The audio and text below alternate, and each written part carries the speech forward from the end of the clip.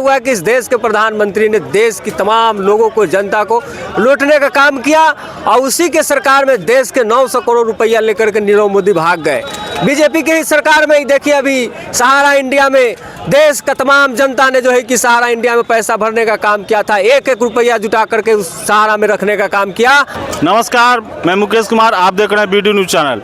अभी नॉमिनेशन की प्रक्रिया हो चुकी, में लोग गए हुए हैं, यहाँ कुछ लोग समर्थक बैठे हुए हैं, आइए उनसे बातें करते हैं। जी बताया जाए भैया, आप क्या कहेंगे? आज के नॉमिनेशन में बहुत सारी भीड़ देखें, हमको लग रहा सरकार पलटने वाली है कि क्या बताएंगे कुछ इस पर? देखिए, देखने से ही लग रहा है कि वैशाली लोकसभा संसदीय क्षेत्र से आदरणीय मुन्ना शुक्ला जी और मुजफ्फरपुर से अजय निषाद जी का नॉमिनेशन था। आज नॉमिनेशन में भारी अपार समर्थन यहाँ पर जुटा। उन लोगों को लेकर के लोग कलेक्ट्रेट ऑफिस गए। नॉमिनेशन के बाद जो प्रक्रिया हुई, उसके बाद क्लब में हमारे नेता, बिहार के युवाओं के दिलों की धड़कन आदरणीय तेजस्वी प्रसाद यादव जी भी इस नॉमिनेशन में उपस्थित हुए और सन ऑफ मल्लाह के नेता आदरणीय मुकेश सहनी जी, कांग्रेस के अध्यक्ष भी यहाँ पर उपस्थित हुए। कई विधायक, हमारे महागठबंधन के पूर्व विधायक, मंत्री, पूर्व मंत्री, सबों ने यहाँ पर उपस्थिति दर्ज कराई। यहाँ पर अपार जो समर्थन भीड़ जो आई, सबों के जबान पर एक ही नारा था कि इंडिया जीतेगा तभी देश जीतेगा। इंडिया जीतेगा तभी देश जीतेगा। लेकिन मोदी जी तो कह रहे हैं कि हम 400 के पार जाएंगे। देखिए, सब हवाई बात है। दूसरे चरण के ही चुनाव में मोदी और योगी जैसे तमाम बीजेपी गठबंधन के लोगों का हवा जो है कि फेल हो चुका है और पूरा हवा जो है कि एक तरफा महागठबंधन, इंडिया गठबंधन के पक्ष में बह रहा है। देश की जनता, प्रदेश की जनता एक तरफा जो है कि इंडिया गठबंधन को वोट करने जा रही है और मोदी का जो नारा है 400 पार, वो ध्वस्त होगा और महागठबंधन इंडिया की सरकार बनेगी, निश्चित बनेगी। चलिए, इससे पहले मोदी जी जब चुनाव का भाषण देते थे, जब सरकार नहीं बनी थी, मोदी सरकार नहीं बनी थी, तब वो कहते थे कि हर जगह, हर चुनाव सम्मेलन में कहते थे कि हम, मोदी जी अगर प्रधानमंत्री बने तो विदेशों से काला धन लाएंगे। क्या काला धन आया क्या? इस पर कुछ कहेंगे आप? देखिए, मोदी जी तो कहे थे कि हम विदेशों से काला धन लाएंगे, लेकिन देश की जनता को किस तरीके से गुमराह करने का उन्होंने काम किया कि 2014 में उनकी सरकार बनी। आज 14 में उन्होंने कहा था कि हम देश से काला धन, विदेशों में जो भी काला धन देश का है उसको हम लाने का काम करेंगे। लेकिन दुर्भाग्य इस देश का हुआ कि इस देश के प्रधानमंत्री ने देश की तमाम लोगों को, जनता को लूटने का काम किया और उसी के सरकार में देश के 900 करोड़ रुपया लेकर के नीरव मोदी भाग गए। बीजेपी की ही सरकार में ही देखिए, अभी सहारा इंडिया में देश का तमाम जनता ने जो है कि सहारा इंडिया में पैसा भरने का काम किया था, एक एक रुपया जुटा करके उस सहारा में रखने का काम किया। और ये मोदी, योगी और अमित शाह जैसे लोग बैठ करके, केंद्र में बैठ करके ये लोग और तमाम लोग जो है कि सहारा के लोगों को जो है कि अपने गोदी में बैठा करके देश की जनता को ठगने का काम किया। आज तक के किसी भी सहारा में भरे हुए व्यक्ति को 1 रुपया तक नहीं मिला। लोगों को लाइन में खड़ा कर दिया कि आप लोग जो है कि ऑनलाइन कराइए, आपके खाता में पैसा जाएगा सहारा का। लोग ऑनलाइन में 1000-1500 रुपया जो है कि पैसा भरने के बाद लगाए ऑनलाइन कराने में, लोग लूटने का काम किया। बीजेपी के लोग घर घर घूम करके लैपटॉप यही से ले करके कि आप लोग आइए, आप लोग ऑनलाइन कराइए, आपका सहारा का पैसा 15 से 20 दिन में आके आपके खाता में आ जाएगा। लेकिन 1 भी रुपया किसी भी देश के जनता के खाते में नहीं गया। तो ये देश की जनता, प्रदेश की जनता देख रही है कि किस तरीके से ये झूठी सरकार, जुमलेबाज की सरकार और ये नफरतबाज की सरकार जो देश के माहौल को खराब करना चाहते और खराब करके देश के गद्दी पर बैठना चाहती है। लेकिन अब ऐसा नहीं होगा। देश की जनता शिक्षित हो चुकी है और देश की जनता समझदार है। ये सहारा का मुद्दा जो आप बता रहे हैं, तो सहारा मान लीजिए आपकी सरकार बनती है तो सहारा वालों का क्या भुगतान हो पाएगा? निश्चित तौर पर आपने देखा कि हमारे नेता आदरणीय तेजस्वी प्रसाद यादव ने महागठबंधन की जब सरकार बनी, नीतीश कुमार जब बीजेपी से भाग करके हमारे नेता तेजस्वी के शरण में आए, तो हमारे नेता ने कहे थे 2020 के विधानसभा के चुनाव में कि अगर हमारी सरकार बनी तो हम 10 लाख युवाओं को नौकरी देंगे। लेकिन थोड़ा सा से हमारी सरकार नहीं बनी, लेकिन नीतीश कुमार आ गए तो सरकार हमारी बन गई। तो देश और तमाम जनता ने देखा कि 17 महीने के कार्यकाल में हमारे नेता आदरणीय तेजस्वी प्रसाद यादव ने 17 महीने के कार्यकाल में उन्होंने 5 लाख युवाओं को नौकरी और रोजगार देने का काम किया। तो निश्चित तौर पर इस बिहार की जनता को मैं बताना चाहता हूँ, प्रदेश की जनता को, कि अगर हमारी महागठबंधन इंडिया की सरकार बनती है तो निश्चित 1-1 रुपया जो है कि सहारा में हो, चाहे जिस भी संस्था में हमारे देश के तमाम लोगों का अगर पैसा फंसा हुआ है जनता का, एक एक पैसा आदरणीय तेजस्वी प्रसाद यादव उन लोगों को देने का काम करेंगे, एकदम निश्चित देने का काम करेंगे। चलिए एक और व्यक्ति बैठे हुए हैं, उनसे भी कुछ बातें कर लेते हैं, उनसे भी कुछ सवाल जवाब जो हो रहा है कर ले रहे हैं। जी बताया जाए, आज यहाँ रैली हुई, आज बहुत सारी भीड़ भी थी, बहुत सारे लोग अपनी अपनी बातें को रखे, आप क्या रखना चाह रहे हैं? देखिए, मुजफ्फरपुर के ऐतिहासिक जगह मुजफ्फरपुर क्लब में आज महागठबंधन के वैशाली लोकप्रिय उम्मीदवार मुन्ना शुक्ला जी का और मुजफ्फरपुर से अजय निषाद जी का नॉमिनेशन हुआ है। नॉमिनेशन में इतना तापमान ज़्यादा है, इतना गर्मी ज़्यादा है, फिर भी मुजफ्फरपुर के तमाम रोड जाम था और उसके बावजूद भी पब्लिक यहाँ पे पहुँचे हैं। इससे पहले कल मुजफ्फरपुर के बीना देवी का वैशाली का जो नॉमिनेशन हुआ था उसमें भीड़ भी नहीं था। तो ये साफ साफ दर्शा रहा है कि इस बार मुजफ्फरपुर और वैशाली में जो चुनाव होने जा रहा है और वोटिंग होगा वो एयरपोर्ट के लेकर होगा, महंगाई के होगा, बेरोजगारी के होगा। और मुजफ्फरपुर ही नहीं, पूरे देश में जो बेरोजगारी के बड़े पैमाने पे और प्राइवेटकरण किया जा रहा है, इस पे किया जाएगा। संविधान बदलने की बात हो रही, उस पे किया जाएगा। जो इंडियन आर्मी को 4 साल के कर दिया गया है, अग्निवीर के तहत कर दिया गया, उस पर होगा।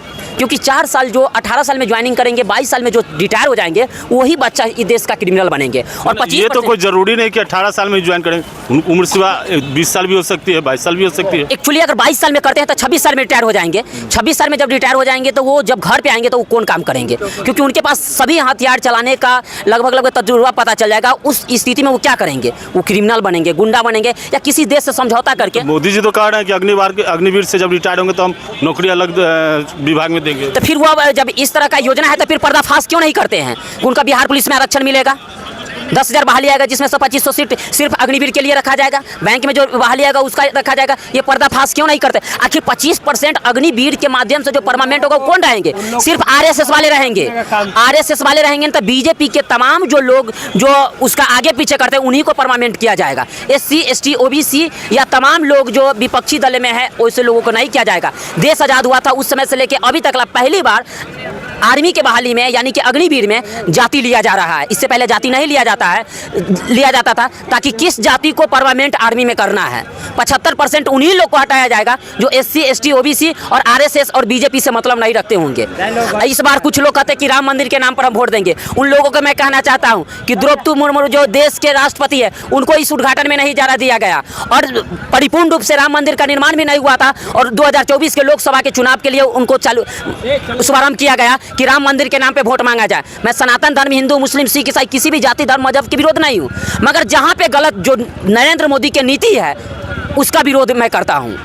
400 पार आर्टिकल 382D कहता है, हमारा संविधान आर्टिकल कहता है कि देश का संविधान बदलने के लिए अगर 404 सीट से प्लस आता है तो बहुमत साबित करके उसमें आर्टिकल हम बदल सकते हैं। संविधान नहीं बदल सकते हैं, मगर उसमें जो आर्टिकल दिया हुआ वो आर्टिकल बदल सकते हैं। तो आर्टिकल इसीलिए बदला जाए कि SC ST OBC के आरक्षण खत्म कर दिया जाए ताकि ऊपरी कास्ट जो है, जो RSS के दलाल है, RSS के जो लोग हैं, उनको आरक्षण खत्म करके उनको लागू किया जाए।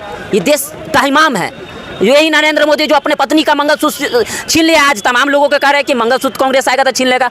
अरे कांग्रेस ने तो इतना बड़ा कॉलेज दिया था, रेलवे दिया था, जिसको आप लोग बेच रहे हैं, एयरपोर्ट बेच दिए, दवाई बेच दिए, बड़े पैमाने पर आप टैक्स लगा दिए। किसान, मजदूर, शोषित सब लोग बड़े बिहार के रोजगार है, देश के रोजगार है। आप गुजरात के चंगुल जो सबसे कम सीट वाले राज्य है वहाँ पे आप दे दिए।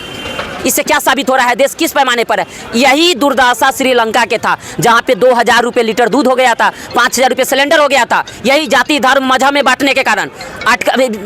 इससे पहले आर्मी पर किसने हमला करवाया था? क्यों नहीं उसका उद्भेदन हुआ? CDS बिपिन रावत, अग्निवीर के विरोधी से CDS बिपिन रावत, तीनों सेनाओं के जो अध्यक्ष थे, उनका हत्या किसने करवाया? बीजेपी ने करवाया। देश के सबसे सुरक्षित, विश्व के सबसे सुरक्षित विमान में यात्रा कर रहे थे CDS बिपिन रावत, जो चिंगुल प्लेन था, उसमें जानबूझकर मोदी के षड्यंत्र के कारण उसको क्रैश कराया गया ताकि CDS बिपिन रावत की हत्या हो तभी अग्निवीर लागू किया जाए। और CDS बिपिन रावत की हत्या जब हुआ वो हेलीकॉप्टर क्रैश करके उसके बाद ही ये लागू किया गया है। उससे पहले क्यों नहीं? क्योंकि CDS बिपिन रावत कहते हैं कि हम जब तक जिंदा रहेंगे तब तक अग्निवीर लागू नहीं होगा। इसीलिए अमित शाह, JP नड्डा, नरेंद्र मोदी जैसे लोग उसको क्रैश करवा के हत्या करवा दिए। अब ठीक है, किसी कारणवश अगर उनका हेलीकॉप्टर क्रैश कर, तो जब केंद्र में आपका सरकार था, षड्यंत्र आपके सारा षड्यंत्र आपके पास है, तो फिर क्यों नहीं जांच हुआ? विश्व के सबसे सुरक्षित विमान जो आज तक के जब से चालू हुआ है तब से क्रैश नहीं हुआ है। देश के तमाम हेलीकॉप्टर विमान क्रैश किया है, मगर चिंगुल विमान अभी तक क्रैश नहीं किया। उसमें इतना हाई पावर के इंजन लगाया गया है जिसमें ट्रिपल इंजन है। एक इंजन क्रैश करेगा, खराब होगा तो दूसरे लोड लेगा, दूसरे खराब होगा तो तीसरा, मगर यहाँ तीनों के तीनों इंजन क्रैश करना या कहीं ना कहीं केंद्र सरकार से लेके तमाम पब्लिक को ये दर्शाता है। अभी जीतन मांझी कह रहे थे कि मांझी जितने हैं सब हमको एनडीए को वोट देते। जीतन मांझी अभी राम मंदिर में गए थे, इनको टपने नहीं दिया था, बैरिकेडिंग से घेर दिया गया था। अभी 1 महीना पहले की बात बता रहे हैं, तो किस हक और अधिकार से ये लोग राम मंदिर के नाम पर वोट मांग रहे हैं? राम मंदिर आज नहीं, 1974 में इसका लागू किया गया था। आर्टिकल 383 डी के तहत ये 1974 में इसका लड़ाई शुरू किया गया था। वो चलते चलते चलते चलते केस अभी आया है तो ये कहते हम हैं। इसका जितने भी राम मंदिर के नाम पर वोट देना था उनसे मैं पूछना चाहता हूँ कि देश के सबसे सुरक्षित जगह पे द्रौपदी मुर्मू राष्ट्रपति के तौर पे उनको क्यों नहीं पूछा गया? क्यों नहीं पूछा गया? बस यही, इसी के माध्यम से इस बार मुजफ्फरपुर में जो वोट होगा वो बेरोजगारी पे होगा। आज मुजफ्फरपुर के जनता नरेंद्र मोदी, नित्यानंद राय और सम्राट चौधरी हम ही लोग के कास्ट है, हम भी कुशवाहा से आते हैं। उनको तो शर्म लगना चाहिए कुशवाहा से वोट मांगने के लिए। जिनका पिताजी का उदय, जिनका पिताजी का संरक्षण आरजेडी से मिला, आज उस पर टिप्पा टिप्पणी कर रहे हैं। किसी की बेटी बहू पे कर रहे हैं, दूसरे के बेटी बहू पर करने वाले व्यक्ति अपना बेटी बहू पे कर रहे हैं। खुद उनको सोचना चाहिए, उनको तो पगड़ी उतार देना चाहिए, उनको तो शर्म से बाहर नहीं निकलना चाहिए। तो बोले थे कि नीतीश जी को हम मुख्यमंत्री से हटाएंगे तो पगड़ी उतारेंगे। ये चीज तब न्यूज वाले मीडिया से आप लोग से जानना चाहते हैं कि आप लोग भी पूछिए। बेशरम का भी एक हद होती है, बेशरम का भी एक हद होती है। यही चिराग पासवान जी है, यही सम्राट चौधरी है। चिराग पासवान जी के पिताजी का यही नरेंद्र मोदी पिक्चर फेंकवा दिया, बाबा साहेब भीमराव के फेंकवा दिया। आज कहते हैं हम उसका हनुमान है, आज कहते हैं उसका हनुमान है। इतना बड़ा बेशरम चिराग पासवान जी है जो SC ST सीट पर एक भूमियार के पुतों को लड़ा रहे हैं। यही समस्तीपुर बगल लोकसभा में भूमियार के पुतों को लड़ा के SC ST के आरक्षण को खत्म करना चाहते हैं। उनको तो शर्म लगना चाहिए कि हम कैसे एक सुरक्षित सीट पे एक दूसरे लोग को खड़ा कराते हैं। कितना दुर्भाग्य है देश के लिए, इस बिहार के लिए, इस राज्य के लिए, इस संविधान के लिए। बहुत सारे मुद्दे हैं, इस मुद्दे पर इस बार देश के तमाम नौजवान साथी इस बार मतदान करेंगे और नरेंद्र मोदी के उझांसा में नहीं आएंगे। अब की बार 400 पार, अब की बार 400 पार, ये सब कुछ नहीं होने वाला है। 400 पार इस बार महागठबंधन को आएगा। मुजफ्फरपुर भी जीत के जाएंगे और बिहार के तमाम 40 सीट है, जहां से 33 से 34 सीट बिहार में एनडीए गठबंधन जीतेंगे। आप ये अभी आयुष्मान कार्ड बना है, आप किसी हॉस्पिटल में, आप न्यूज वाले हैं, आप किसी भी हॉस्पिटल में चले जाइए, 4 लाख के इलाज नहीं होता है। 20,000 के इलाज होगा, उसका डॉक्टर लिखता है कि नहीं होगा। सुरेश शर्मा, आपको पता है कि मुजफ्फरपुर में एम्स का निर्माण क्यों नहीं हुआ? क्योंकि सुरेश शर्मा मुजफ्फरपुर में सबसे बड़ा हॉस्पिटल खोले हैं। वो चाह रहे थे कि अगर एम्स बन जाएगा तो हमारे हॉस्पिटल के 3 नंबर में चल जाएगा। सुरेश शर्मा मुजफ्फरपुर एम्स नहीं बनने दिए हैं, सुरेश शर्मा एयरपोर्ट नहीं बनने दिए, सुरेश शर्मा एयरपोर्ट उधर धकेल के भेज दिए। सुरेश शर्मा ही अजय निषाद को काम नहीं करने देते थे और नित्यानंद राय काम नहीं करने देते थे। बीजेपी के चंगुल में अजय निषाद जी घुट घुट के जी रहे थे, आज खुला मंच से निकल के आज अपने पिताजी को सपना साकार करने में चले। क्योंकि अजय निषाद जी के पिताजी को भी यही लालू यादव जी संरक्षण दिए थे और केंद्र में मंत्री बनवाए थे। आज फिर से अजय निषाद जी आए हैं, उनको स्वागत अभिनंदन करते हैं। मुजफ्फरपुर की जनता उतना बुर्बक नहीं है। एयरपोर्ट के नाम पर 2014 में नरेंद्र मोदी के नाम पर वोट दिया था। मुजफ्फरपुर के लीची जब पूरे देश के तमाम क्षेत्रों में जाता है तो मिठास भरता है, उसको नरेंद्र मोदी ने धोखा दिया है, नीतीश कुमार ने धोखा दिया है। यही नरेंद्र मोदी ने आके बोले थे, पता ही हवाई अड्डा में, कि नीतीश कुमार के डीएनए खराब है। तो जब आपके साथ नहीं थे तो डीएनए खराब था, आपके साथ चले गए तो डीएनए ठीक हो गया। ये दुर्भाग्य है, ये दुर्भाग्य है नीतीश कुमार और उनका दोनों को। जे आज पासी के किस समुदाय के लोग को कहाँ पे धकेल दिए हैं? पासी लोग जो तारी लालू यादव जी संघर्ष लड़े थे, लाठी के जोर से बिहार में संघर्ष करके और सभी पासी समाज को हक और अधिकार के बात करके तारी के दुकान खुलवाए थे, इसको नीतीश कुमार बंद करवा दिया। नीतीश कुमार के बिहार में जितने अफसर है, वरीय अधिकारी जितने, वो सब थाने थाने दारू बेचवा रहे हैं। कहाँ दारू उपलब्ध नहीं है? ऑनलाइन दारू मिल रहा है। कहाँ दारू नहीं मिल रहा है? अभी अगर नीतीश कुमार चाहे कहीं अगर वरीय अधिकारी हमसे चैलेंज करे, यहाँ पर बैठल बैठल अगर दारू नहीं मंगवा दिए तो फेन की। ये क्लब मुजफ्फरपुर क्लब की बात कर रहे हैं। सभी वरीय अधिकारी द्वारा दारू बेचवाया जा रहा है और कमीशन यहाँ से लेकर नित्यानंद राय से लेकर नीतीश कुमार तक के पहुंचाया जा रहा है। मुजफ्फरपुर में जब केंद्र में सरकार उनका था, बिहार में सरकार नीतीश कुमार के, आशुतोष शाही ऐसा लोगों की हत्या हो गया, समीर कुमार जैसे लोगों की हत्या हो गया, आज तक के पता नहीं चला। किसने करवाया? मुजफ्फरपुर के माफिया करवाया। किसने करवाया? मुजफ्फरपुर के माफिया। कभी वैशाली पर उनका दबदबा रहता है तो कभी मुजफ्फरपुर के सीट पर दबदबा रहता है। कौन नहीं जानता है? कौन नहीं जानता है कि आशुतोष शाही की हत्या कैसे हुआ, मगर नीतीश कुमार कहाँ सोए हुए हैं, क्यों नहीं जांच करवा रहे हैं? क्योंकि पुलिस प्रशासन सबको अपने गिरफ्त में रखे हुए हैं। मुजफ्फरपुर के आप जिला परिषद मार्केट देख रहे हैं, उसमें 70% जमीन जो सरकारी है उसको मुजफ्फरपुर के बाहुबली अपने आप को कहे जाने वाले दिनेश सिंह माननीय जी उसको कब्जा किए हुए हैं। चुनाव लड़ रही है, जो उनका जिनका पत्नी वैशाली से चुनाव लड़ रही है, बेटी गया घाट से अपने एमएलसी है। मैं टीपा टिप्पणी व्यक्तिगत नहीं मतलब करता। परिवारवाद है। परिवारवाद है, परिवारवाद नहीं है। एक बगल उधर अमित शाह के बेटा बीसीआई से जिसको व्हाइट गेंद देने नहीं आता उसको बीसीसीआई के अब चेयरमैन बना दिए। सही बात। चिराग पासवान जी अपना जीजा जी का लड़ा रहे हैं, एक उधर अपना बेटा का लड़ा रहे हैं, जीतन जी अपने लड़ रहे हैं, तो परिवारवाद नहीं है। लालू वैशाली से जो लड़ रहे हैं वही तो परिवारवाद में है। एकदम परिवारवाद है, अभी बता रहे थे आप कुछ। परिवारवाद है। जैसे वैशाली से उनका दिनेश सिंह की पत्नी लड़ रही है, अपने वो एमएलसी है, अब बेटी को गया घाट से लड़ा रहे हैं। अब बेटा को बच्चा है, 500 करोड़ का एगो टेंडर लेके नीतीश कुमार से राइस मिल खोलवा लिया, सारा पैसा का गोल गप्पा का मिल बंद करवा दिए। ये दुर्भाग्य है, सरकार के पैसा दुरुपयोग किया जा रहा है कुछ लोगों के माध्यम से, सभी लोग के माध्यम से नहीं, कुछ लोगों के माध्यम से। जैसे मुजफ्फरपुर जिला परिषद मार्केट देख रहे हैं, जो होटल है वो भी सरकारी है, मगर कोई प्रशासन में इतनी ताकत इतनी शक्ति नहीं है कि उसको खाली करवा दे। जैसे कि आप सभी जानते हैं कि इस बार नरेंद्र मोदी के झांसा हुआ जो 2014 में था कि भाई एवं बहनों एवं देश के नौजवान साथियों, हमारा सरकार आएगा तो 2 करोड़ रोजगार देंगे। मगर हमने क्या किया 10 साल में? 2 करोड़ हर साल रोजगार छीनने का काम किया है। इसी का काम है, इसी का नाम है नरेंद्र मोदी। भाई एवं बहनों एवं देश के नौजवान साथियों, मैं ये बताना चाहता हूँ कि जब हमारी सरकार आएगी तो बेरोजगारी घटेगा, महंगाई घटेगा। मगर हमने क्या किया? जो 10 साल में जो 60 रुपये डीजल था, जो 60 रुपये 62 रुपये पेट्रोल था, उसको मैंने 110 रुपये कर दिया है। मेरा 10 साल की कामयाबी यही है, यही नरेंद्र मोदी का भी कहना है। जो चीज़ लेकर 2014 में आए थे उसका सब चीज़ में 2 गुना इजाफा हुआ है। जब नरेंद्र मोदी जी आए थे और लालू यादव जी जब रेल मंत्री थे तो बड़े पैमाने पर मुनाफा होता था।